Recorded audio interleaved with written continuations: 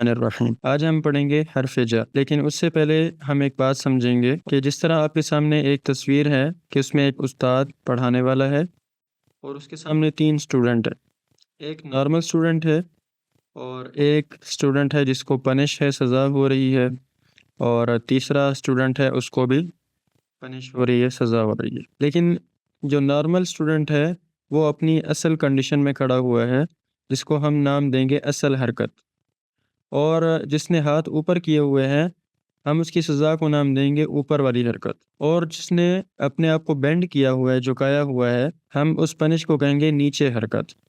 ٹھیک ہے، تو اسی طرح اسماء کے اندر جیسا کہ عربی 3 چیزوں پر مشتمل ہے، اسم، فعل، حرف، تو ہم اسم کو ڈسکس کر رہے ہیں۔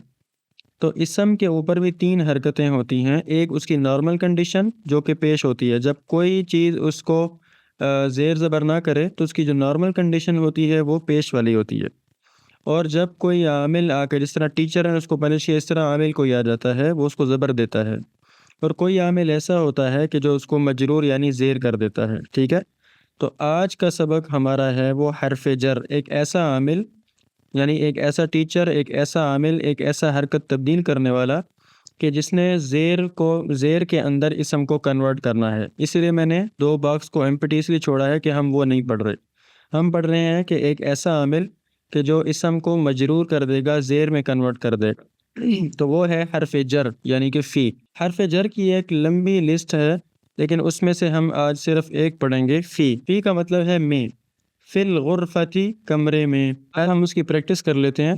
البیت گھر، فی البیتی گھر میں، المسجد مسجد، فی المسجد مسجد میں۔